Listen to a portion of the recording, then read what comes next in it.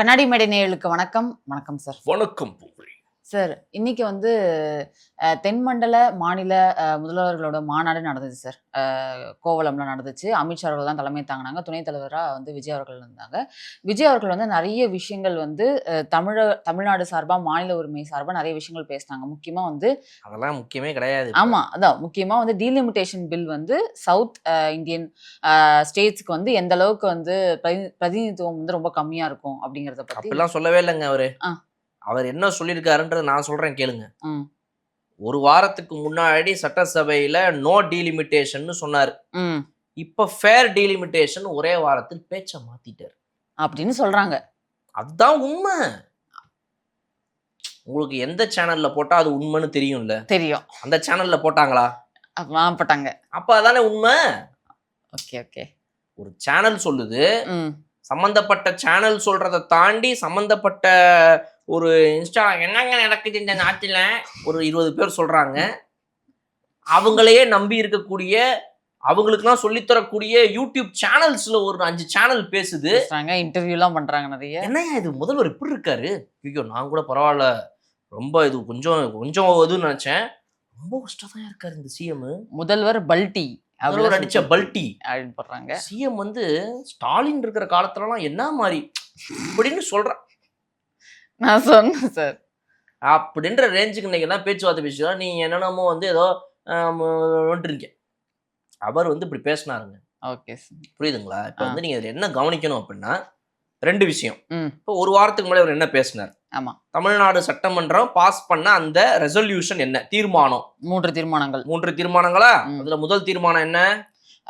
543 seeds அப்படிங்கறத வந்து freeze பண்ணணும். அதாவது வந்துட்டு 1971 இதுபடி என்னவா இருக்குதோ அதை 25 வருஷம் ரெனியூ பண்றீங்களா? அதே மாதிரி வேணா 25 வருஷத்துக்கு ரெனியூ பண்ணி என்னமோ பண்ணிக்கங்க. ஆமா.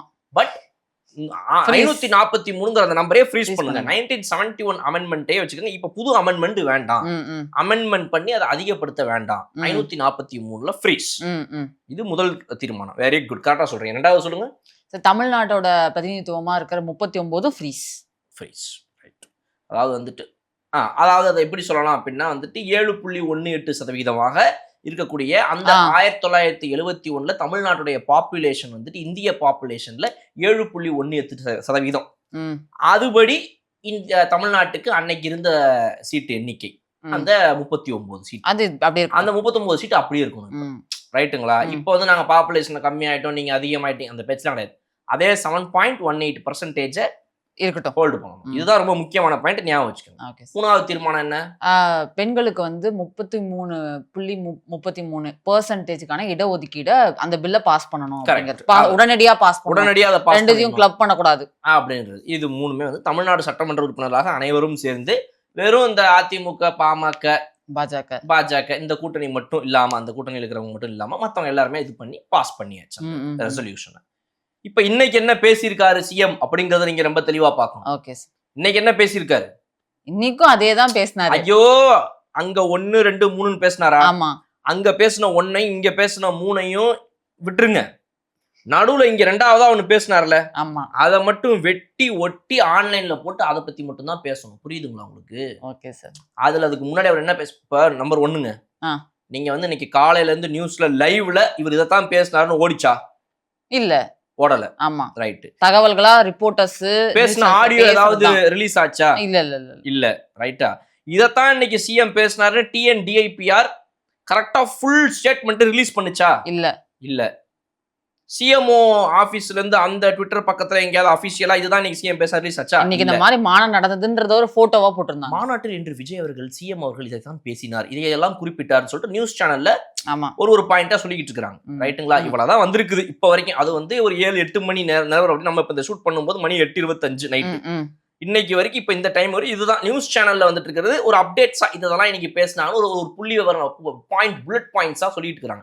மற்றபடி ஃபுல் ஸ்பீச் எங்கேயுமே இன்னும் வரல நம்ம வீடியோ எடுத்துட்டு இருக்கிற இந்த நேரம் வரைக்கும். ஆனா இப்ப நம்ம எதை பார்க்கணும் அப்படின்னா, ஆன்லைன்ல வந்து ஒரு பேஜ் ரிலீஸ் ஆகுது. ஓகே. அந்த பேஜ் என்ன அப்படின்னா வந்து டைப் பண்ணப்பட்ட ஒரு பேஜ். இதுதான் வந்து விஜய் அவர்கள் சிஎம் அவர்கள் பேசின டாக்குமெண்ட்.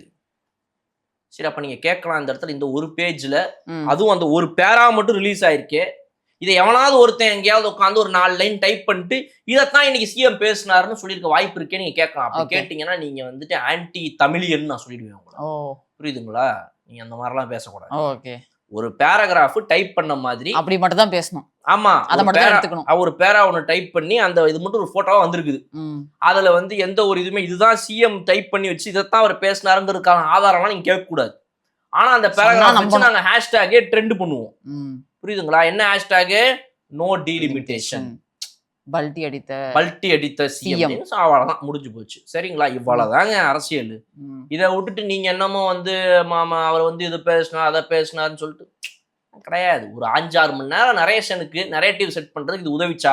அவ்வளவுதான். இதை வச்சு என்னங்க எனக்கு நீங்க வந்தீங்க தமிழ்நாட்டுல இங்க இருக்கிற சின்ன ஒண்ணுமே தெரிஞ்சாங்க அப்படின்னு பேசுறதுக்கு தீனி போட்ட மாதிரி ஆச்சா? 4-5 யூடியூபருங்க உட்காந்து என்ன இது ஒன்றும் புரியல நண்பா, என்னது இது தமிழ்நாட்டுல எப்படி இருக்காரு முதல்வர்? தமிழ்நாடுன்றது முதன்மை மாநிலம், இந்த மாநிலத்துல இதெல்லாம் நடக்குது. ஒரு உரிமையை விட்டு கொடுக்குற இந்த மாதிரி ஒரு சிஎம்மா? சை, யோப்பா எப்படா இந்த ஆட்சி காலம் முடியுதோ பேசுறதுக்கு. ஆமா, தீனியாச்சா? அவ்வளவுதான் விஷயம். ஓகே, இதை விட்டுட்டு நீங்க வேற எதையாவது பேசுனீங்க அப்படின்னா அப்போ உங்களை இது பண்ணிடுவோம். பார்த்துக்கோங்க, ஆன்டி தமிழியன் நீங்க. இது ஒரு விஷயம் போயிட்டு இருக்கு சார். அவர் வந்து நோ டீலிமிட்டேஷனுக்காக பேசினாரா இல்லை ஃபேர் டீலிமிட்டேஷனுக்காக பேசினாரான்ட்டு ஒரு டாக்குமெண்ட்டை தூக்கிட்டு மற்றவங்களாம் சுற்றுறாங்க. அது என்ன ஏது அப்படிங்கிறத வந்து விரைவாக அவர் பேசின டாக்குமெண்ட்டை சிஎம் ஆஃப் தமிழ்நாடையோ இல்லை டிஎன்டிஐபிஆர்லையோ போட்டால் தான் என்ன ஏது அப்படிங்கிறது தெளிவாக தெரியும். பட் ஆனால் நிறைய தகவல்கள் சொல்லும் போது என்ன சொல்கிறாங்கன்னா, டீலிமிட்டேஷன் அப்படிங்கிறத முற்றிலுமாக வேண்டான்னு அவர் சொன்ன மாதிரி தான் சொன்னாங்க. ட்விட்டரில் தான் இந்த மாதிரி அந்த டாக்குமெண்ட்டாக போட்டு வருது சார். அது நான் ஒரு கேள்வி என்ன கேட்குறேன், இந்த இப்போ இவங்க இவ்வளோ ஒரு 5-6 மணி நேரம் ஒரு ஆளுங்கட்சியை போட்டு அடின்னு அடிக்கிறாங்க, ஒரு ஐடி விங்கும் கூட சேர்ந்த எல்லாரும் சேர்ந்துக்கிட்டு. அதுக்கு இல்லை சிஎம் இன்று இதைத்தான் பேசினா தவறான தகவல்களை நம்ப வேணான்னு போடுறதுக்கு ஒரு டிஐபிஆருக்கோ இல்லை ஒரு ஐஐடிக்கோ எவ்வளவு மணி நேரம் தேவைப்படுதுங்க? இவ்வளோ நேரம் தேவைப்படுதா? முதல்வர் இந்த மாதிரி பேசியிருக்காருன்னு ஒரு கட்டமைக்கப்படுது. அது ஆமான்னு சொல்லுங்க, இல்லன்னு சொல்லுங்க. எதுக்கு இவ்வளவு நேரம் அதுக்கு டைம்? தேடி பார்க்கும்போது எதுவுமே கிடைக்கல, அபிஷியல் எதுவுமே இல்ல. டிவிகே ஐடி விங் அப்படின்ற ஒரு பேஜ்ல, அபிஷியல் ஐடி விங் பேஜ்ல போட்டிருக்காங்க இந்த மாதிரி இதெல்லாம் தவறான கருத்துக்கள், இதை எதையும் நம்ம நம்ப வேண்டாம்னு சொல்லிட்டு. சிடி நிர்மல்குமார் அவர்கள் வந்து வெளில ஒரு பைட்ஸ் கொடுத்தாரு. அவர் வந்து ஒரு 2 லைன் மட்டும் போட்டாரு. 543 சீட்டை பத்தியும் தான் நாங்க பேசணும். இந்த இது ரெண்டுமே தான் எங்களுடைய ஸ்டாண்ட், இதுல எந்த ஒரு மாற்றமும் கிடையாது. நிர்மல்குமார் அவர்கள் அமைச்சர் வந்து வெளியே வந்து சொல்றாரு. ரைட்டுங்களா? இப்ப இதுல இன்னொரு விளக்கமும் நம்ம கொடுக்கும். என்னன்னா, 543 சீட்டை பத்தி மட்டும் பேசவும் முடியாது இங்க. நீங்க ஏன் இந்த சதவீதத்தை பத்தி பேச வேண்டியதுக்கான நிலைப்பாடு நீங்க யோசிக்கலாம். ஃப்ரீஸ் வித் 543 சீட்னு சொன்னாலே முடிஞ்சு போயிடுது. எதுக்கு இந்த 7.18% மாறக்கூடாதுன்னு ஏன் சொல்றீங்க நீங்க அப்படின்னு நீங்க யோசிக்கலாம். யாரா இருந்தாலும் யோசிக்கணும். ஏன் அப்படின்னா, இப்ப 543 சீட்ல ஃப்ரீஸ் பண்ணுங்கன்னு சொல்லியாச்சு. இப்ப அங்கேயுமே வந்துட்டு பிரதம மந்திரி அதுக்கு ஒப்புக்கொண்டு ரைட்டுன்னு 543 சீட்லயே சதர்ன் ஸ்டேட்ஸ் எல்லாரும் கேட்டதுக்கு இணங்க ஃப்ரீஸ் பண்ணிட்டான்னு வச்சுப்போமே. இப்ப அடுத்தவங்க என்ன பண்றாங்கன்னா, ப்ராசஸ் ஆஃப் டீலிமிட்டேஷன் படி, அதாவது வந்து அதுக்கு தமிழ்ல என்னங்க, தொகுதி மறுவரையறை. இப்ப இந்த தொகுதி மறுவரையறை பண்ணும்போது அது 543 நம்பர் மாத்தினா மட்டும்தான் தொகுதி மறுவரையா? கிடையாது. பெர்சன்டேஜ் படி மாத்தினா கூட தொகுதி மறுவரையா தானே. அப்ப 543 நம்பரை லாக் பண்ணிட்டு உங்களுக்கு 543 பேர் தான் இருக்கணும். அதானே உங்களுக்கு பிரச்சனை. இப்ப சரி இருக்குது, ரைட். இப்போதைய ரீசெண்ட் சென்சஸ் படி தமிழ்நாட்டுடைய பெர்சன்டேஜ் என்னவோ அந்த பெர்சன்டேஜை இப்ப 543 நாங்க மாத்த போறோம் அப்படின்னு சொன்னா ஓகேவா? முடியாது, அதுவும் ஒத்துக்க முடியாது. அப்போ உங்களுக்கு இப்போதைய சென்சஸ் படி அதுதான் அவங்களுடைய பேஸ் பாயிண்டே. கரெக்டா? அப்ப பேஸ் பாயிண்டே இங்க வந்துட்டு இப்போதைய பாப்புலேஷன் பெர்சன்டேஜ் படி, தமிழ்நாடுடைய பாப்புலேஷன் பெர்சன்டேஜ் படி நம்ம மாத்த போறோங்கிறதா முதல் பாயிண்ட் அவங்களது. அப்போ நீங்க வெறும் 543 மட்டும் பேசினா பத்தாது, 39ன்றதையும் பேசணும், அதையும் பேசணும். எக்ஸாக்ட்லி. சோ 39ங்கிறத விட 7.18% இதுதான் பேஸ். ஓகே. அப்போ அதத்தான் என்ன ஆகுது அப்படின்னா, பேஜை ரிலீஸ் பண்ணவங்க அவ்வளவு அழகா ஆன்லைன்ல அவ்வளவு பெரிய பேஜை போட்டோ எடுத்து இதுதான் சிஎம் வச்சிருக்கிற இன்னைக்கு ஸ்பீச்ல இருந்து எடுத்த பேப்பருங்கிறத ரிலீஸ் பண்ண தெரிஞ்சவங்களுக்கு ஏன் அன்னைக்கு அவர் எத்தனை பக்கத்து பேஜ்னாலும் அத்தனை பக்கத்தை ரிலீஸ் பண்ண முடியல? தேவையான பேஜ் மட்டும் ரிலீஸ் ஆயிடுச்சு. தேவையான பேஜ் ரிலீஸ் ஆச்சா? தேவையான பேஜ்ல இருக்கிற பேஜோடைய பேரா மட்டும் ரிலீஸ் ஆயிடுச்சு. இப்ப மேல இருக்கிற பேராவும் கீழே இருக்கிற பேராவையும் சேர்த்து போட்டாதானே விஷயம் தெரிய வரும். ரைட். ஸோ அப்போ இதுல முக்கியமான விஷயம் என்ன அப்படின்னா, வெறும் 543 லாக் பண்ணுங்க நீங்க சொல்றதுக்கான யூஸ் கிடையாது. ஏன்னா லாக் பண்ணிட்டு அவங்க 543 சீட்லயே எல்லா ஸ்டேட்ஸ் ஒத்துக்க மாட்டாங்க. சதர்ன் ஸ்டேட்ஸ் நிறைய ஒத்துக்க மாட்டேங்குது. சரி 543 இருக்கட்டும், ஓகே உங்களுடைய கோரிக்கை 543 தானே, ஓகே 543. ஏய் இப்போ பர்சன்டேஜ் படி தமிழ்நாட்டுக்கு எவ்வளோ வருது, 5% இப்போ அவங்களுடைய பாப்புலேஷன் 5% போட 543 எவ்வளோ வருது, 30 தானே வருது, 30 சீட் மட்டும் கொடுவங்களுக்கு. அப்போ உங்களுடைய கோரிக்கை என்னவாக இருக்கணும், 543 லாக் பண்ணுங்கிறதும் இருக்கணும், 7.118% லாக் பண்ணுங்கன்னு இருக்குது. அதனால தான் அவங்க ரெண்டுத்தையும் கேட்டிருக்காங்க. தீர்மானமும் அப்படி நிறைவேற்றலாம் தேவை அது கிடையாது. ஓகே, அந்த பேராகிராஃப்லாம் நீங்க மறந்துருங்க. அது ஏதோ தெரியாம பேசிட்டேன். இப்போ இவ்வளோ ஒரு 4 நிமிஷம் பேசினேன்ல, அதை மறந்துரு. நம்ம ஞாபகம் வச்சுக்க வேண்டியது என்னன்னா அந்த நடு பேரா மட்டும்தான். ரைட்டுங்களா? இப்போ போகலாம் அடுத்த விஷயத்துக்கு. பைத்தியமா இருப்பான் போல அப்படின்ற மாதிரி இருக்குல்ல? இல்ல சார், இருக்கு அப்படிலாம் நான் அப்படிலாம் நினைக்க மாட்டேன். முல்லை பெரியாறு அணையோட நீர்மட்டத்தை வந்து 152 அடியாக உயர்த்த வேண்டும் அப்படின்ற ஒரு இதையும் அவர் பேசியிருக்கு, கோரிக்கைகளா வச்சிருக்காரு. கோரிக்கைகள் என்னன்னு சொல்றீங்க? ஆமா சார். காவிரி விவகாரத்தில் உச்சநீதிமன்ற தீர்ப்பை மதிக்க வேண்டும், மேலாண்மை ஆணைய உத்தரவுகளை அமல்படுத்த வேண்டும் அப்படிங்கிற ஒரு விஷயத்த சொல்றாரு. நீட் தேர்வில் இருந்து தமிழ்நாட்டிற்கு விலக்கு அளிக்க வேண்டும், தமிழ்நாட்டை +2 மார்க்கை வச்சுதான் வந்து மருத்துவ சேர்க்கை நடக்கணும் அப்படின்ற மாதிரி சொல்றாங்க. போதைப் பொருட்களை தடுக்க மாநிலங்களுக்கு இடையே கூட்டமைப்பு தேவை அப்படிங்கிற மாதிரி ஒரு விஷயத்த சொல்றாரு. பெங்களூரு மெட்ரோவை ஒசூர் வரை நீட்டிக்க வேண்டும் அப்படிங்கறத சொல்றாரு. பொம்மை சந்திரால இருக்கிற வரைக்கும் இருக்கிறத நீட்டிச்சு நீங்க ஒசூர் வரைக்கும் கொண்டு வாங்க பெங்களூர் மெட்ரோன்னு சொல்றாரு. ஆமா சார். ஆன்லைன் மருந்து விற்பனையை ஒழுங்குபடுத்த வேண்டும் அப்படின்னு சொல்றாரு. கடல்சார் பொருளாதாரத்திற்கு புதிய திட்டமிடல் அவசியமாகிறது அப்படிங்கறத சொல்றாரு. தென் மாநிலங்களுக்கு நிதி செலவின சுயாட்சி அதிகாரம் தேவை அப்படிங்கிற விஷயத்தையும் அவங்களுடைய பினான்சியல் இண்டிபெண்டன்ஸ் அந்த ஸ்டேட்ஸ் கொடுக்கணும் சொல்றாரு. அது இல்லாம பாத்தீங்க அப்படின்னா தென் மாநிலங்கள் எல்லாத்துக்கும் ஒருங்கிணைந்த பொருளாதார மண்டலம், ஒரு ஸ்பெஷல் எக்கனாமிக் ஜோன் மாதிரி வந்து ஒருங்கிணைந்த ஒரு பொருளாதார மண்டலத்தை கொண்டு வரணும். ஸோ இப்போ என்ன ஆகும் அப்படின்னா வந்துட்டு உங்களுடைய பொருளாதார விஷயங்கள் என்னென்ன இருக்குதோ எங்களுடைய இதெல்லாத்தையும் சேர்த்து ஒரு பொருளாதார மண்டலமா ஒருங்கிணைந்து கொண்டு வரணும் அப்படின்ற ஒரு விஷயத்த சொல்றாரு. காவேரியை பொறுத்த வரைக்கும் பாத்தீங்க அப்படின்னா சுப்ரீம் கோர்ட்டுடைய கைட்லைன்ஸை ஃபாலோ பண்ணணும் அப்படின்னு நாங்கள் வேண்டிக்கிறோம். இங்க இன்னொன்று டைம் ஆன் டைம் இந்த இடத்துல வந்து அது அப்பப்போ எப்பவோ அதையும் நீங்க அமல்படுத்திக்கணும். அதை நீ அந்த டெட்லைனை தாண்டி போயிடக்கூடாது. எப்போ கொடுக்கணுமோ அந்தந்த டிஎம்சி தண்ணி அப்பப்போ கரெக்டாக கொடுத்துடணுங்கிறத நாங்கள் வலியுறுத்துறோம் இந்த இடத்துல அப்படின்றதையும் சொல்றாரு. ஸோ இது போல அங்க வச்ச கோரிக்கைகள் அப்படின்றது இதையும் தாண்டி இன்னும் பல கோரிக்கைகள் இருக்குது. இப்போ வரைக்கும் நம்ம இந்த வீடியோவை பேசும்போது நம்ம கிட்ட வந்ததே நியூஸ்ல பார்க்கும்போது இதெல்லாம் மட்டும்தான். இன்னும் சில கோரிக்கைகளும் வச்சிருந்திருப்பாரு. நம்ம இந்த வீடியோவை பேசி முடிச்சு அது பப்ளிஷ் ஆகி மக்கள் அதை பார்த்துக்கிட்டு இருக்கிற நேரத்துல ஒருவேளை சிஎம் அவர்கள் பேசின முழு பேச்சு உரையுமே கூட வருவதற்கான வாய்ப்புகள் இருக்கு. ஆனா நமக்கு அது அவசியம் கிடையாது. நமக்கு அவசியம் அந்த ஒரு பேரா தான். ஓகே. மாநாடு முடிச்சுட்டு கர்நாடகா முதல்வர் DK சிவகுமார் அவர் வெளியில வந்தார் சார். அவர்கிட்ட வந்து பிரஸ்லாம் வந்து கேள்வி கேட்டிருந்தாங்க. காவிரி மேகதாது அணை பத்தி அவர் சொல்லியிருந்தாரு. அதுக்கு அவர் சொல்றாரு, மேகதாது அணை அப்படிங்கிறது வந்து தமிழ்நாட்டிற்கும் பாண்டிச்சேரிக்கும் வந்து நன்மை சேர்க்கக்கூடிய தண்ணி அவங்களுக்கு கொடுக்கக்கூடிய ஒரு அணையா தான் அது இருக்கும். பெங்களூருக்கு தேவையான 5 TMC தண்ணி மட்டும் எடுத்துட்டு மீது எல்லா தண்ணியுமே தமிழ்நாட்டுக்கு தான் கொடுக்க போறோம் அப்படின்ற மாதிரி சொல்றாரு. இந்த மாதிரி நீர்நிலைகள் சம்பந்தமான விஷயங்களுக்குலாம் தனியா பேசிக்கலாம் அப்படின்றதையும் நாங்க சொல்லியிருக்கோம். தனியா டிஸ்கஸ் பண்ண போறோம் அப்படின்ற மாதிரி சொல்லியிருக்காரு. தனியா போய் அவர் வீட்டுல போய் டிஸ்கஸ் பண்ண சொல்லுங்க அவர். அதாவது அவர் என்ன சொல்றாருன்னா, ஒரு அணைய கர்நாடக அரசு செலவுல கட்டி அதுல இருந்து 95% தண்ணியை தமிழ்நாட்டுக்கு தந்துட்டு வெறும் 5 TMC தண்ணியை மட்டும் தந்து எடுத்துக்க போதும். என்ன ஒரு இது பாருங்க, அப்படியே எனக்கு வந்து புல்லரிக்குதுங்க. இப்படிப்பட்ட ஒரு கர்நாடக முதலமைச்சரா அவங்க அரசு செலவுல அவங்க அணை கட்டி வெறும் 5 TMC தண்ணியை மட்டும் எடுத்துக்கிட்டு அந்த அணையில நாங்கள் வேற எவ்வளவு கொள்ளளவு இருக்குமோ அந்த மிச்சம் எல்லா TMC தண்ணியும் இந்த தமிழ்நாடு அரசே எடுத்துக்க போகுது. It is going to be helpful only for Tamil Nadu people. அதுக்காக தான் நாங்கள் இதை கட்டுறோம். அதை நாங்கள் கட்டிக்கிறோம், அது நீங்கள் கட்டுறீங்க. அதனால் இந்த வாய்ப்பேச்சில் வந்து எப்படி 2 ஸ்டேட்டு இப்படியே வந்து போயிட்டு இருந்துச்சு, அது வேலைக்கு ஆகுது. இது வந்து ஒரு அமிக்கபிள் சொல்யூஷனுக்கு கொண்டு வரணும். அதுக்கு கொஞ்சமாவது DK சிவகுமார் அவர்கள் வந்து இங்கே எப்படி வந்து இதற்கு முன்னால் இந்த திராவிட கட்சிகளோட தாண்டி ஒரு வித்தியாசமான ஸ்டாண்ட் எடுத்து எப்படியாவது மக்களுக்கு இதில் ஒரு தீர்வு கொண்டு வரணும்னு முன்னெடுப்போட இந்த அரசு இருக்கிறதாக சொல்லப்படுதோ அதே போல அவங்களும் அதே மாதிரி பிஹேவ் பண்ணால் மட்டும்தான் இது வந்து ஒரு முடிவுக்கு வருமே தவிர இவர் இந்த மாதிரியே வந்து நாங்கள் இப்படி கட்டுவோங்க, பட் ஆனால் எல்லா தண்ணியும் உங்களுக்கு தான் கொடுக்க போகிறோம், அந்த தண்ணி நாங்களே கட்டிக்கிறோங்க அப்படின்னு தான் சொல்ல வரும் இல்லையா? உருட்டெல்லாம் வேற எங்கேயாவது உருட்ட சொல்லுங்க அவர். இப்போ அவர் என்ன சொல்கிறார் அப்படின்னா 5 TMC தண்ணியை மட்டும் வச்சுக்கிட்டு மிச்சம் எல்லாத்தையுமே தமிழ்நாட்டுக்கு கொடுத்துட்றேன்னு சொல்கிறார். ஆமாம், ரைட். நான் வந்து இதை நான் நம்புகிறேன். ஓகே சார், ரைட்டுங்களா? எல்லாரும் இதை நம்பணும். அதே மாதிரி உண்மையாகவே அவர் சொன்னது போல ஒரு அணையை கர்நாடக அரசு அவங்களுடைய சொந்த செலவில் கட்டி 5 TMC தண்ணியை மட்டும் எடுத்துக்கிட்டு மிச்ச கொள்ளளவில் இருக்கிற அனைத்து தண்ணியையுமே பக்கத்து அரசு கொடுக்க போகுது அப்படின்னா இது வந்து ஒரு உலக அதிசயமான ஒரு திட்டம். இப்படி ஒரு தியாகத்தை யாரும் பார்த்துருக்க மாட்டாங்க.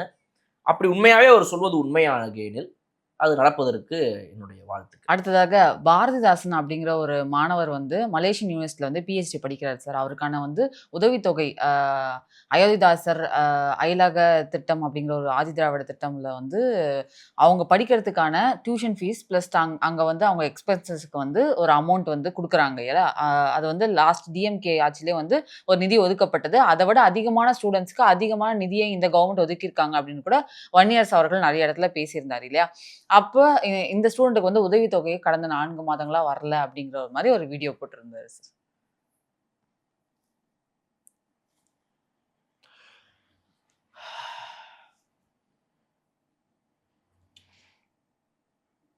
என்னாச்சு சார்? இல்லைங்க, இந்த இந்த அரசை நம்பி ஒரு பையன் போய் அயல் நாட்டில் படிக்கிறான். இல்லை சிரிக்காதீங்க. சிரிக்கல சார். நான் அழுதெல்லாம் கொஞ்சம் ஸ்லோமோ பண்ணி பிளாக் அண்ட் ஒயிட்ல அப்படி இந்த ரியாலிட்டி ஷோலாம் வர மாதிரி கொஞ்சம் எடுத்து போட்டு விடுங்க. ஏன்னா ரொம்ப வருத்தமாக இருக்கு எனக்கு. அதாவது அந்த பையன் வந்து ஒன்றும் இல்லைங்க, அந்த பையன் எந்த தப்புமே பண்ணல. அவன் பண்ண தப்பு ஒன்னே ஒன்று என்னன்னா படிக்கணும்னு ஆசைப்பட்டது தாங்க. ஓகே. இந்த மாதிரி 30-40 நிமிஷத்துக்கு பேசி நேற்றுலேருந்து வீடியோ போட்டுக்கிறாங்க. அதனால நானும் அதே ஃப்ளோவில் வரேன். ஓகே ஓகே வாங்க வாங்க. அந்த பையன் ஆசைப்பட்டது என்ன ஒரு தப்பு பாருங்க. படிக்கணும்னு ஆசைப்பட்டிருக்கான். அது ஒன்று தான் அந்த பையன் பண்ண தப்பு. ஒரு ஏழை மாணவனா, ஏழை வீட்டு பையனாகக்கூடியவன் அயல் நாட்டில் போய் படிக்கணுன்ற ஆசைப்பட்டது தப்பா போச்சு இல்லை? இந்த அரசு யார் கொண்டு வந்த திட்டம் தெரியுமா? இது ஸ்டாலின் அவர்கள் கொண்டு வந்த திட்டம். ஓகே, புரியுதுங்களா? திமுக ஆட்சி காலத்தில் கொண்டு வரப்பட்ட திட்டம். அதை சொல்றாரு அவர். டிஎம்கே ஆட்சி இருந்த வரையும் எல்லாமே கரெக்டாக வந்துட்டு இருந்துச்சு. இன்னைக்கு இந்த தாவேக அரசுக்கு அக்கறை இல்லை. அதுக்கு அந்த அமைச்சர் என்ன சொல்றாருன்னா, சமூக நீதித்துறை அமைச்சர் அவர் சொல்றாரு, கிட்டத்தட்ட வந்து போன ஆட்சி காலத்துல 180 பேரோ 200 பேர்கிட்ட இதுல வந்து பயனடைஞ்சாங்க. இந்த ஆட்சி காலத்துல ஒரு 300-350 பேர்கிட்ட பயனடைஞ்சுக்கிட்டு இருக்கிறாங்க இந்த அயலக திட்டத்துல. ஸோ இது திமுக ஆட்சி காலத்துல கொண்டு வரப்பட்ட திட்டம் தான். ஆனா அதை விட இப்ப டபுள் மடங்கு மாணவர்கள் பயனடைஞ்சுக்கிட்டு இருக்கிறாங்க. அதோட சேர்த்து இதுக்கு நாங்க ஒதுக்குற நிதியும் இப்ப வந்து 2 மடங்கா அதிகரிச்சிருக்குது, நிறையவே அதிகரிச்சிருக்குது. பொருளாதார ரீதியா இப்ப வந்து விலைவாசி அதிகமா இருக்குங்கிறது ஒரு பக்கம் இருந்தாலுமே கூட மாணவர்கள் எண்ணிக்கை அதிகமா இருக்கிறதுனாலயே வந்து ரேட் அதிகமா 362 பேருக்கு இது மாதிரி பயனடைகிறாங்க அப்படின்ற மாதிரி சொல்றாரு. பட் அவர் என்ன ஒரு தப்பு பண்றாங்க இந்த தமிழக அரசுன்னு பாத்தீங்கன்னா, 361 பேருக்கு பணத்தை கரெக்டா டைமுக்கு கொடுத்து அவங்கள வாங்க அந்த அயல் நாட்டுல இருக்க வச்சுட்டு இந்த ஒரு பையனை மட்டும் தண்டிக்கிறாங்க. எதுக்குன்னு தான் எனக்கு தெரியல. இந்த ஒரு பையனை மட்டும் தண்டிக்கிறாங்க. அவர் 361 பேருக்கு டைமுக்கு போயிடுது, இவருக்கு மட்டும் ஏன் டைமுக்கு போகலன்னு எனக்கு தெரியல. இப்ப அதை பத்தி அமைச்சர் அவர்கள் வந்துட்டு பேசுறதுக்கு மட்டும் இந்த பையன் போட்ட வீடியோ எல்லாம் ஆன்லைன்ல பாத்துருப்பாங்க. அந்த ஒரு சேனல்ல அந்த வீடியோ வந்திருக்கும், அதுல பாத்துருப்பாங்க. ஆன்லைன்லனா எல்லா இடத்துலயும் பாத்துருக்க முடியாது. குறிப்பிட்ட ஒரு லீனியேஜ்ல தான் வரும். அது அப்படியே பாத்தீங்கன்னா ஒரு சேனல்ல ஒரு நியூஸ் சேனல்ல அவருடைய வீடியோ டக்குன்னு கிளிப் ஒன்று வரும். அப்படியே பாத்தீங்க அப்படின்னா வந்து அப்புறம் சம்பந்தப்பட்ட யூடியூப் சேனல்கள்லாம் அவரை ஃபோன் போட்டு ஆன்லைன்ல அவரை வச்சு இன்டர்வியூ எடுப்பாங்க. நம்மளால அந்த பையனை ரீச் பண்ண முடியும். எப்படி அவங்கள ரீச் பண்றாங்க டக்குன்னு? ஒரு நெட்வொர்க்கிங் எப்படி வேலை பார்க்குது? ஒரு நியூஸ் சேனல்ல வராரு, அப்புறம் ஒரு யூடியூப் சேனல்ல வராரு, அப்புறம் சம்பந்தப்பட்டவங்க எல்லாருமே என்னங்க நடக்குது, அயல் நாட்டில் போய் படிக்கிற பையன் பாவம் இல்லையாங்க அப்படின்னு சொல்லிட்டு வீடியோ போடுறாங்க. அப்படியே ஒரு நெட்வொர்க்கா வேலை செய்யுது. இந்த பையன் பாருங்க எவ்வளவு பாவப்பட்ட பையன். அந்த பையன் அவன் என்ன ஒரே ஒரு தப்புனா படிக்க ஆசைப்பட்டிருக்கான். 2வது தப்பு ரொம்ப சின்ன தப்புங்க, ரொம்ப பெரிய தப்புலாம் கிடையாது. என்ன அப்படின்னா அந்த பையனுக்கு வந்துட்டு போன வருஷத்துல திமுக ஆட்சி காலத்துல கொடுக்கப்பட்ட அந்த ஒரு 30-35 லட்சம் பணம். ஆமா 36 லட்சம் பணம் அதுல இங்க இருந்து அனுப்பிடுறாங்க. அதுக்கு தேவையான அந்த ரெசிப்ட்லாம் இருக்கும்ல, இதெல்லாம் நான் இது செலவு பண்ணிருக்கேன், இதெல்லாம் நான் இதுக்கு செலவு பண்ணி, இதெல்லாம் வந்து ஸ்கூல் எஜுகேஷன் ஃபீஸ் அதெல்லாம் விட்டுருங்க, இதெல்லாம் நான் வந்து என்னுடைய பர்சனல் எக்ஸ்பென்சஸ்க்கு அமௌண்ட் கொடுக்குறாங்க, இது இதுக்காக பயன்படுத்திக்கப்பான்னு சொல்றாங்க, இதெல்லாம் இந்த ஃபீஸு கட்டிக்க பயன்படுத்தி பண்றாங்க. அந்த ரெசிப்ட்டை கேட்டிருக்காங்க இந்த அரசு. என்ன ஒரு கொடுமைப்படுதுங்க இந்த அரசு. போன அரசு காலத்துல இதெல்லாம் கேட்கலங்க சார். எவ்வளவு லட்சம் கொடுத்துருக்காங்க அதுக்காக? என்னங்க பெரிய லட்சம் ஒரு கடைக்கோடி மாணவன், ஒரு கஷ்டப்படுற ஒரு குடும்பத்துல இருந்து வந்த ஒரு பையன், அவன் இன்னைக்கு வந்து அயல் நாட்டுல படிக்கிறது இந்த அரசுக்கு பொறுக்கல. அவன்கிட்ட பில்லு கேக்குறீங்க, ரெசிப்ட் கேக்குறீங்க. நீங்க எதுக்கு தம்பி செலவு பண்ண தம்பி? இதுக்கு அதாவது நான் பிஸ்கட் வாங்கினேன், சாக்லேட் வாங்கினேன், அதெல்லாம் கூட கேட்கலங்க. இந்த அரசு என்ன கேட்டிருக்கு அப்படின்னா, உனக்கும் கொடுத்த இந்த பல லட்சம் ரூபா காசு இருக்குப்பா, இதெல்லாம் கரெக்டா இந்த பில்லு கட்டிட்டியா, இந்த ரெசிப்ட்டுக்கு யூஸ் பண்ணிட்டியாப்பா அப்படின்னு கேக்குது. தப்பு பண்ணிட்டாங்க. தப்பு பண்ணுது ஒரு அரசு. எவ்வளவு பெரிய கொடுமை பண்ணுது பாருங்க. இதெல்லாம் செக் பண்றாங்க, கேட்கறாங்க. அந்த பையன் ரொம்ப பெரிய இதெல்லாம் இல்லைங்க, ஒரு 6 மாசமா அந்த பில்லை சப்மிட் பண்ணாம இருக்கிறாங்க. ஒரு 10 மாசமா ஒரு கவர்மெண்ட் கெஞ்சுது. என்னங்க கெஞ்சுறத விட ஒரு கவர்மெண்ட்டுக்கு வேற என்னங்க வேலை இருக்குது இங்க தமிழ்நாட்டுல? ஒரு கவர்மெண்ட் கெஞ்சணுங்க. ஒரு பையன் கிட்ட 361 பேர் கரெக்டா பில்லை செட்டில் பண்ணிட்டாங்கப்பா, உனக்கு மட்டும் என்ன தலைவலி, இங்க வாணி அப்படின்னு ஒரு கவர்மெண்ட் கேட்குது. இந்த பையனை பிடிச்சி எவ்வளவு இது பாருங்க, ஒரு அடாசிட்டி தி கவர்மெண்ட் ஹேஸ். கேட்குது இந்த பையன் கிட்ட. They are asking for the bill. You don't laugh, listen. 10 months, குறைஞ்சபட்சம் ஒரு 10 years டைம் கொடுங்க. ஒரு 10 வருஷமாவது டைம் கொடுங்க. அந்த பையன் அந்த பில்லை எப்படியாவது கொடுத்துருவான். எப்படி அந்த பையன் படிச்சு முடிச்சு திருப்பி இந்தியாவுக்கு வந்து தெரியலங்க, அது எனக்கு தெரியல. ஓகே, 10 மாசங்கிறது டைம் கிடையாதுங்க. Give some more time for him. அதை கொடுக்காதனால அடுத்த அமௌண்ட்டை வந்து உனக்கு ரிலீஸ் பண்ண முடியாதுப்பா அப்படின்னு இப்போ ஹோல்டு பண்ணி வச்சிருக்கிறதாக. இல்ல அந்த அதை தாண்டி அவங்க அந்த பையன் கேட்டாங்கன்னு மொத்தமா இப்ப கொடுத்தது வந்து 48 லட்சம். ஆமா, முதல் தடவை கொடுத்துருக்காங்க, அப்புறம் பில்லு கேட்டுருக்காங்க. ஆவரேஜா ஒருத்தர் கொடுக்கறது வந்து 36 lakhsன்ற மாதிரி சொல்றாங்க. தம்பி பில்லு கொடுக்காம இருந்துக்கிறாரு. ஆமா, கொடுக்காம இருந்ததை தாண்டியுமே சரி அவனுடைய படிப்பு, அதாவது அமைச்சர் சொல்றாரு அவருடைய படிப்பு கெட்டு போயிடக்கூடாதுங்கிறதுக்காக அடுத்த அமௌண்ட் ரிலீஸ் பண்ணப்பட்டிருக்குது. இதை தாண்டியும் அவர் வந்து தீசிஸ் பண்ணணும், ஆராய்ச்சி பண்ணணும் அப்படின்றதுக்காக இன்னொரு அமௌண்ட் கேட்கறாரு. லைஃப் அண்ட் ரிசர்ச் பண்றேன், நான் இதை பண்றேன் அதை பண்றேன். தம்பி நீ போன படிப்பு முதல்ல படிக்கிறியான்னு கேட்டிருக்காங்க. இல்லைங்க நான் ரிசர்ச் பண்ண போறேன், நான் வந்து ஆராய்ச்சி பண்ண. தம்பி போன பில்லுக்கு முதல்ல காசு இது கொடுப்பா, ரிசீட் கொடுப்பா. என்னங்க நீங்க ஒரு கஷ்டப்படுற மாணவன் வந்து ரிசீட் கேட்குறீங்க அப்படின்னு தம்பி உருட்டுறாப்புல. இது என்னங்க தவறு இருக்குது இதுல ஒரு பையன் பண்றதுல? சார் அவர் வந்து கிளியரா சொல்லிட்டாரு, இதெல்லாம் பண்ணி டேட்டாவா சொல்லிட்டு இது அரசியல் உள்நோக்கத்துக்காக பரப்பப்படும் ஒரு தவறான செய்தின்ற மாதிரி சொல்றாரு சார். அமைச்சர் இந்த இடத்துல இப்படி சொன்ன உடனே திமுக காரங்க இந்த இடத்துல நீங்க எதிர்பார்த்திருப்பீங்க, என்னது அரசியல் உள்நோக்கமா? என்னங்க சொல்றீங்க? அங்க ஒரு அயல் நாட்டுல ஒரு மாணவன் சிக்கி தவிச்சுக்கிட்டு இருக்கான், நீங்க நம்ம டேப்லெட் காலம் டேட்டாவை வச்சுக்கிட்டு மே மாசம் திமுக ஆட்சி காலம் வரைக்கும் ரேட்டு அமௌண்ட் கொடுக்கப்பட்டிருக்குது நீங்களே சொல்றீங்க. உங்க ஆட்சி காலத்துல என்னங்க ரேட்டு கொடுக்கப்பட்டிருக்குது? ஒரு தடவை கேட்டா அதுக்கும் ஒரு பதில் சொல்லி கரெக்டா எல்லாம் கொடுக்கப்பட்டு தாங்க இருக்குது அப்படின்னு சொன்னதுக்கு அப்புறம் பதிலே இல்லாம போயிடுச்சு திமுக தரப்புல. அதுதான் எனக்கு வருத்தமா போச்சு. திமுக அந்த இடத்துல கேட்டிருக்கணும் இன்னும். ஏன்னா நியாயம் இருக்கிற பக்கம் திமுக இருப்பாங்க. அப்ப ஏன் இந்த இடத்துல அவங்க அதை வந்து இன்னும் ப்ரெஸ் பண்ணி கேட்கலங்கிறது வேற எனக்கு ஒன்றும் புரிய மாட்டேங்குது. ஏன்னா நியாயம் இருக்குதுங்கும் போது அந்த பையன் பக்கம் தான் நியாயம் இருக்குதுங்கும் போது இன்டர்வியூலாம் வந்துட்டு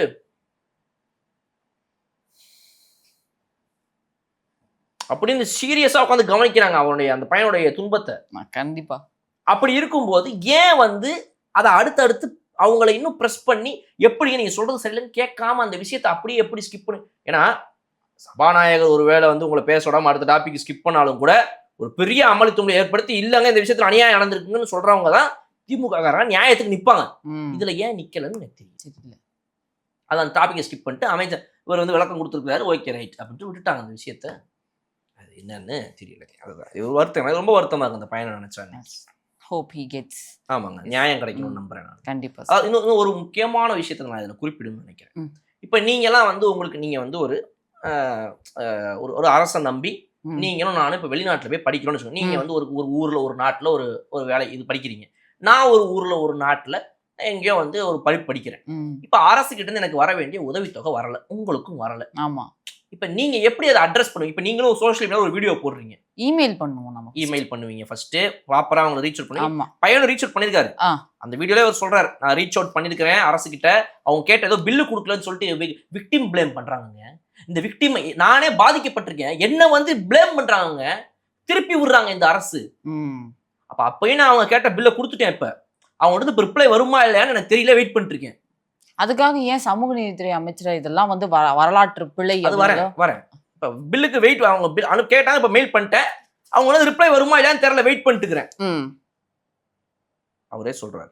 ஆமா. அப்ப பில்லு அனுப்பியாச்சு, ரிப்ளை வருமா இல்லையான்னு தெரியல, வெயிட் பண்ணிட்டு இருக்கிறேன். அந்த கேப்ல ஒரு வீடியோ. புரியுதுங்களா? 4 இன்டர்வியூ எல்லாமே. நீங்க கேட்ட பில்லை நான் கொடுக்கல, அதனாலதான் அமௌண்ட் ஹோல்ட் பண்ணீங்க. இப்போ நான் பில்லை சப்மிட் பண்ணிட்டேன், எல்லா டாக்குமெண்ட்ஸும் கொடுத்துட்டேன், இப்போ மெயில் பண்ணிட்டேன். இப்போ ரிப்ளைக்கு வெயிட் பண்ற கேப்ல ஒரு வீடியோ போடுறேன். இப்போ அதுல அந்த வீடியோல தான் நீங்க சொன்ன மாதிரி இப்போ நானா இருந்தா என்ன பண்ணுவேன் அப்படின்னா வந்துட்டு, உண்மையாவே நான் ரொம்ப பாதிக்கப்பட்டு சோறு தண்ணி இல்லாம இப்போ நான் ஒரு வெளிநாட்டுல மாட்டிக்கிட்டேன், இந்த அரசு என்னை கை விட்டுருச்சு, நான் நிஜமா என் மனசு பிரகாரம் நான் ரொம்ப யோசிச்சு பார்த்தேன் எப்படி நடந்துப்பேன் அப்படின்னு.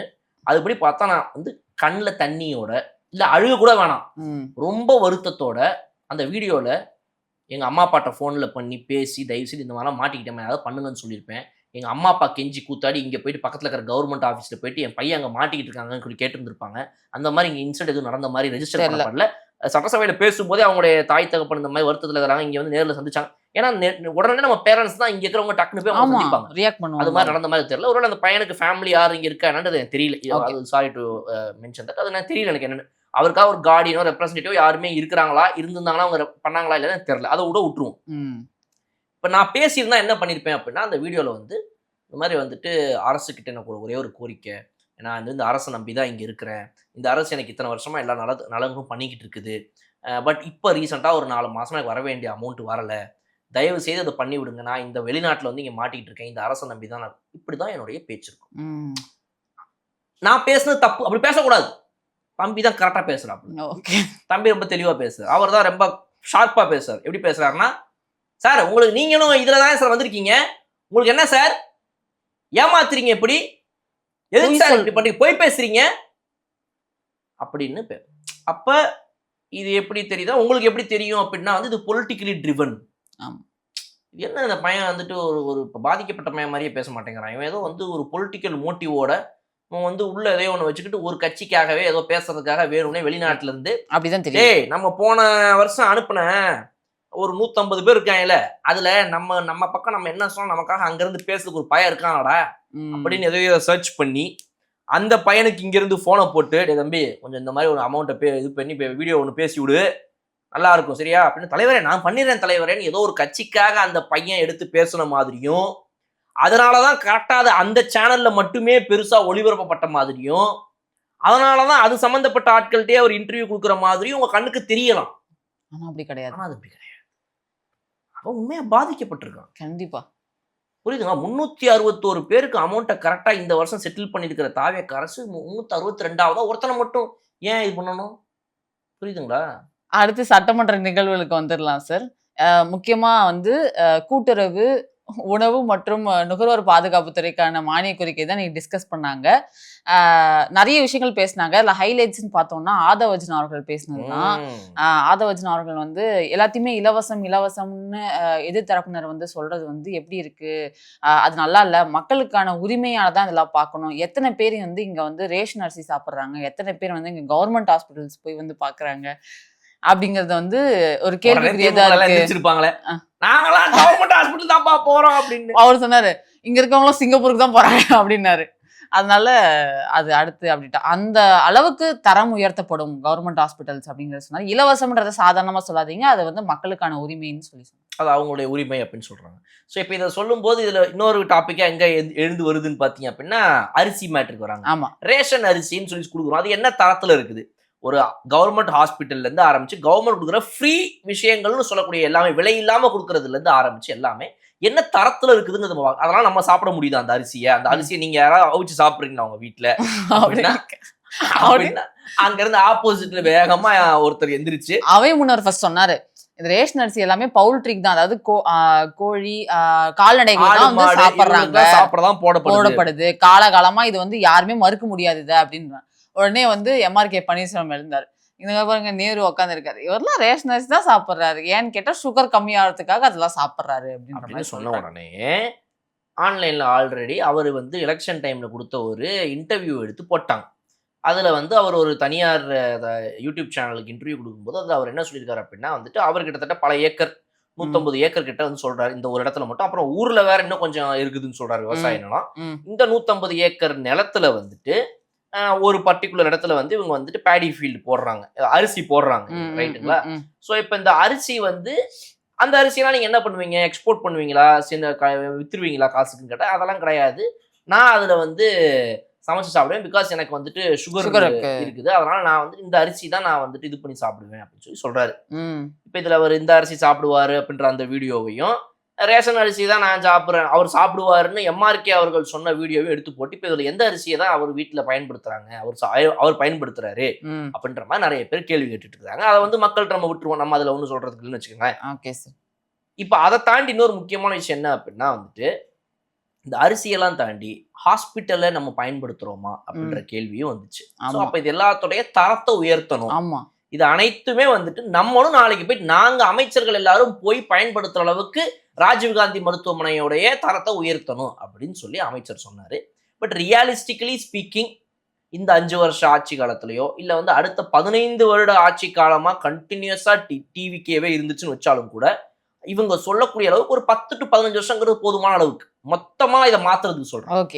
பெரிய ஸ்டாண்டர்டான ஒரு ஹாஸ்பிட்டல், அட்லீஸ்ட் ஒரு ஹாஸ்பிட்டல் வச்சுப்போமே, ஒரே ஒரு ராஜீவ்காந்தி மருத்துவமனையோ இல்ல புதுசா இவங்க கட்டுற பெரம்பூர் ஹாஸ்பிட்டலையோ ஒரு வேர்ல்ட் கிளாஸ் ஃபெசிலிட்டியோட இவங்க மாத்துறதுக்கு இல்ல கட்டுறதே அந்த பெரம்பூர் ஹாஸ்பிட்டலே எடுத்துப்போம் 350 கோடி கிட்ட செலவு பண்றாங்க. அது அந்த மாதிரி செலவு பண்ணக்கூடிய அந்த ஹாஸ்பிட்டலையே இவங்க அப்படி பண்ணிட்டாங்களான்னு கூட எத்தனை மினிஸ்டர் ஒரு எத்தனை எம்எல்ஏஸ் அதில் போய் எடுப்பாங்கன்றது அதை கட்டி முடிக்கிறதுக்கு முன்னாடி இப்போ நம்ம சொல்ல முடியாது. மேபி கட்டி முடிச்சதுக்கு அப்புறமா நம்ம அன்னைக்கு அதை பார்த்துட்டு ஓ இவங்க சொன்னது இதுதானா அப்படின்னு நம்ம நினைக்கிற அளவுக்கு இருந்துச்சுன்னா அன்னைக்கு இவங்க இதுல போவாங்களா இல்லையான்றது நம்ம வெயிட் பண்ணி தான் பார்க்கணும். பட் இப்போத்துக்கு இது சொல்றதை கேட்கும் போது நல்லா இருக்கும். டிவிகேவுடைய அமைச்சர்கள் வந்து போற அளவுக்கு நாங்க வந்து இதை உயர்த்த போறோன்றது உயர்த்தணும், அதுதான் கரெக்ட்னு சொல்றது கரெக்டா இருக்குது. பட் ப்ராக்டிக்கலி அது எந்த அளவுக்கு ரியாலிஸ்டிக்கா அவங்களாலையுமே அதை பண்ண முடியுங்கிறதெல்லாம் அந்த அவங்க கட்டக்கூடிய மருத்துவமனைகள் எப்படி வருது, இது அவங்க போவாங்களா இல்லையான்றதை நம்ம வெயிட் பண்ணி தான் பார்த்து சொல்லணும். அடுத்தடுத்து இந்த துறையில் என்னென்ன மாதிரி முக்கியமான அனௌன்ஸ்மெண்ட்ஸ் இருக்குது அப்படிங்கிறதெல்லாம் பார்க்கலாம் சார். ரூபாய் 15 கோடியில் நியாய விலை கடைகளுக்கு சொந்தமான கட்டடங்கள், வாடகை கட்டடங்களில் இயங்கும் நியாய விலை கடைகளுக்கு சொந்த கட்டடம் கட்டும் திட்டத்தின் கீழ் சட்டமன்ற உறுப்பினர் தொகுதி மேம்பாட்டு நிதியிலிருந்து 150 புதிய கட்டிடங்கள் கட்டப்படும். இதுக்கு முக்கியமான காரணம் என்ன தெரியுமா போடி? ரேஷன் கடைக்கு மாசம் அந்த தொகுதி எம்எல்ஏக்கு வாடகை கட்டுறதுக்காக நாங்க இவ்வளவு பணத்தை செலவு பண்றோம், அது எவ்வளவு வாடகை கட்டுறாங்கன்னு தெரியாது, ஒரு அமௌண்ட்டை போட்டு விட்டுறது, இது வாடகை, அப்புறம் அதுக்கு கரண்ட் பில்லு, அதுக்கு இவ்வளவு கொடுக்குறோம், அதை கொஞ்சம் கூட்டுறாங்க இப்படின்னு எதனா ஒரு கணக்கு. இப்போ இதே வந்து ஒரு சொந்த பில்டிங்னு அரசே கட்டின ஒரு பில்டிங்கா இருந்துச்சு, அரசு பில்டிங்கா இருந்துச்சு அப்படின்னா நீங்க அதுக்கு வாடகை கணக்கு காட்ட வேண்டிய அவசியம் கிடையாது. நீங்க அதுக்கு வந்துட்டு இவி பில்லுங்கிற கணக்கு காட்ட வேண்டியது கிடையாது, மெயின்டெனன்ஸ் இன்டெனன்ஸ் எந்த கணக்கும் நீங்க காட்ட வேண்டியது கிடையாது. அது வந்து அரசுடைய பில்டிங்னு ஆனதுக்கு அப்புறமா ஸோ இந்த ஒரு இம்ப்ரூவ்மெண்ட்ங்கிறதுக்கு பின்னாலையும் point to abolish the corruption. இதுதான் வந்து இதுல முக்கியமான ஒரு பிரச்சனை. இவங்க அட்ரஸ் பண்ற ஒரு சூப்பரான மேட்டர். திருவாரூர் ஆயக்குடியில் புதிய ஏலக்குடம், வேளாண் விளைபொருட்களை எளிதாக சந்தைப்படுத்தும் வகையில் திருவாரூர் மாவட்டம் கூத்தாநல்லூர் வட்டம் ஆயக்குடி கிராமத்தில் 5084 சதுர அடி இடத்தில் புதிய ஏலக்குடம் 53 லட்சம் மதிப்பீட்டில் அமைக்கப்படும். நேரடி நெல் கொள்முதல் நிலையங்களில் நெல் உலர்த்தும் கருவி வசதி மையங்கள். முதற்கட்டமாக நாகப்பட்டினம் மாவட்டத்தில் தேர்ந்தெடுக்கப்பட்ட 10 நேரடி நெல் கொள்முதல் நிலையங்களில் நெல் உலர்த்தும் கருவியுடன் கூடிய வசதி மையங்கள் நடத்திட கூட்டுறவுத்துறை மூலம் கடன் வழங்கப்படும். சேமிப்பு கிடங்குகளை மேம்படுத்த திட்ட அறிக்கை. புதிய சேமிப்பு கிடங்குகளின் தேவை, சேமிப்பு கிடங்குகளை புதுப்பித்தல் மற்றும் மேம்படுத்துதல் குறித்த திட்ட அறிக்கை 20 லட்சம் மதிப்பீட்டில் தயாரிக்கப்படும். ஏன்னா அந்த சேமிப்பு கிடங்குலாம் எந்த அளவுக்கு மோசமா இருக்கு, மழை வந்தா உள்ள நனைஞ்சிருது அப்படின்னு நிறைய விஷயங்கள் சொல்லியிருந்தாங்க. அதை வந்து இப்ப அதை இவங்க புதுப்பிக்கிறாங்க. ஆமா சார், இதுவும் ரொம்ப புதுசா இருந்துச்சு. இப்ப படிக்க போறது ரூபாய் 7.67 கோடியில் பல்நோக்கு சில்லறை விற்பனை நிலையங்கள், மல்டி பர்பஸ் ரீட்டைல் அவுட்லெட். 100 நியாய விலை கடைகள் பல்நோக்கு சில்லறை விற்பனை நிலையங்களாக மாற்றப்பட்டு மருந்தகம், ஆவின் இ சேவை மையம், பண்ணை பசுமை நுகர்வோர் கடை உள்ளிட்ட பல்வேறு சேவைகள் ஒருங்கிணைக்கப்பட்டு வழங்கப்படும். வண்டர்ஃபுல். ஸோ இப்போ இது எல்லாமே ஒன் ஸ்டாப் பிளேஸ் மாதிரி உங்களுக்கு ஆயிடும். ஆமா, கிட்டத்தட்ட ஒரு சூப்பர் மார்க்கெட் மாதிரி வச்சுக்கோங்க. இப்படி இருக்குன்னு சொல்லியிருக்காங்க. அருமையான விஷயம். நியாய விலை கடைகளில் பெண்களுக்கு முன்னுரிமை. புதிதாக ஏற்படுத்தப்படும் 150 நியாய விலை கடைகளுக்கு விற்பனையாளர்கள் மற்றும் கட்டுநர்கள் நியமனத்தில் பெண்களுக்கு முன்னுரிமை வழங்கப்படும். நியாய விலை கடைகளில் LED தகவல் பலகைகள். வெளிப்படைத்தன்மை உறுதி செய்ய முதற்கட்டமாக 100 நியாய விலை கடைகளில் 20 லட்சம் மதிப்பீட்டில் LED தகவல் பலகைகள் அமைக்கப்படும். நியாய விலை நிலையான செயல்பாட்டு நடைமுறை. பொது விநியோக திட்ட பொருட்களை கடத்துதல், பதுக்கி வைத்தல் குறித்து பொதுமக்களிடமிருந்து பெறப்படும் புகார்களின் மீது துரித நடவடிக்கை எடுக்கும் பொருட்டு கூட்டாய்வுகளுக்கான ஒரு நிலையான செயல்பாட்டு நடைமுறை உருவாக்கப்படும். ரூபாய் 81.60 கோடியில் 15 சேமிப்பு கிடங்குகள். செங்கல்பட்டு, புதுக்கோட்டை, கரூர், கோயம்புத்தூர், தென்காசி, கள்ளக்குறிச்சி, திருநெல்வேலி, நாமக்கல், தஞ்சாவூர், சேலம், கடலூர், காஞ்சிபுரம் மற்றும் சிவகங்கை ஆகிய 13 மாவட்டங்களில் 31,000 மெட்ரிக் டன் கொள்ளளவு கொண்ட 15 சேமிப்பு கிடங்குகள் குடிநீர் மற்றும் இதர அடிப்படை வசதிகளோடு கட்டப்படும். சிறந்த வளாகம் தரம் உயர்வு. தமிழ்நாடு சேமிப்பு கிடங்கு நிறுவனத்தின் 18 சேமிப்பு வளாகங்கள் சிறந்த வளாகம் என்ற நட்சத்திர மதிப்பீட்டினை அடைய அவற்றின் தர குறியீடு உயர்த்தப்படும். 150 எண்ணிக்கையில் புதிய நியாய விலைக்கடைகள், அதுதான் சார் முன்னாடி. ஆனா அதுக்கு வந்து எப்படி கட்டணும் அப்படின்ற மாதிரி சொல்லியிருக்காங்க. 150 நியாய விலைக்கடைகளுக்கு விற்பனை முனைய இயந்திரம், முதியோர் மற்றும் மாற்றுத்திறனாளிகள் வசதிக்காக முக அங்கீகார வசதியுடன் ஃபேஸ் ஆத்தன்டிசேஷன் கூடிய விற்பனை முனைய இயந்திரம் ரூபாய் 50 லட்சம் செலவில் முதற்கட்டமாக 150 நியாய விலைக்கடைகளுக்கு வந்து பண்ணுவாங்க அப்படின்னு சொல்லியிருக்காங்க சார். இதுல இன்னொன்னும், ரேஷன் பொருள் வாங்க அந்த கடைக்கு தான் போக வேண்டும் என்ற அவசியம் இல்லை. அருகில் இருக்கும் எந்த கடையிலும் வாங்கிக் கொள்ளலாம். சிலர் கடை வரை வந்து ரேஷன் கார்டு மறந்து விட்டோம் என்று சொல்லிவிடுகின்றனர். அதற்காக அந்த கார்டோட சாஃப்ட் காப்பி இருந்தா போதும், அட்டை நம்பர் இருந்தால் கூட போதும். இது பலருக்கு தெரியவில்லை, அதை மக்களுக்கு தெரிவித்துக் கொள்கிறேன் அப்படின்னு சொல்லிட்டு அமைச்சர் வெங்கட்ரமணன் வந்து சொல்லியிருக்காரு சார். கார்டு தான் எடுத்துட்டு வந்து வாங்கணும்னு இல்லை, எனக்கான நியாய விலை கடையில் தான் வாங்கணும்னு இல்லை, எந்த கடையினாலும் வாங்கிக்கலாம்னு சொல்லியிருக்காரு. ஸோ இது எல்லாமே ஓவராலாக நீங்கள் பார்த்தீங்க அப்படின்னா, ஒரு பக்கம் மக்களுக்கு அவங்களுக்கு கிடைக்க வேண்டிய சேவைகள் ரொம்ப ஈஸியாக கிடைக்கணும், அவங்கள நம்ம கஷ்டப்படுத்தக்கூடாதுங்கிறதுக்கான ஒரு நோக்கம். இன்னொரு பக்கம் பார்த்தீங்க அப்படின்னா வந்துட்டு, இது வந்து எந்த அளவுக்கு வந்து இவங்களுடைய கரப்ஷன் எல்லாம் கட் பண்ணி, இவங்களுடைய இந்த லீக்கேஜஸ் எல்லாம் கட் பண்ணி, இதை எந்த அளவுக்கு வந்து அரசுடைய கஜானாவில இருந்து அப்படியே என்ன எங்க எப்படி போகுதுன்னே தெரியாம போகக்கூடிய அந்த அமௌண்ட்டுகளெல்லாம் கட் பண்ணி ப்ராப்பரா இதை வந்து எடுத்துட்டு போக முடியும், சேனலைஸ் பண்ண முடியும் அப்படின்றதுக்கான ஒரு இது. ஸோ இந்த வகையில எல்லாத்துலயுமே பார்க்கும்போது இந்த இண்டஸ்ட்ரியை பொறுத்த வரைக்கும் மக்கள் வந்து நேரடியா வந்து இவங்களோட ஒரு அரசோட ஒரு ரிலேஷன்ஷிப்ல போற மாதிரி ஒரு முக்கியமான ஒரு இயந்திரம் இது. ஸோ அதை வந்து இந்த அளவுக்கு சரிப்படுத்தணும் அப்படின்ற இவங்களுடைய அந்த நோக்கம், அந்த இன்டென்ஷன், அந்த மோட்டிவ் தான் வந்து ரொம்ப முக்கியமான ஒரு விஷயம். ஸோ அது சரியா இருக்குது அப்படின்றத பார்க்கும்போது வந்துட்டு நல்ல விஷயம். வேற சில முக்கியமான விஷயங்களை அடுத்தடுத்த டிஸ்கஸ் பண்ணலாம்.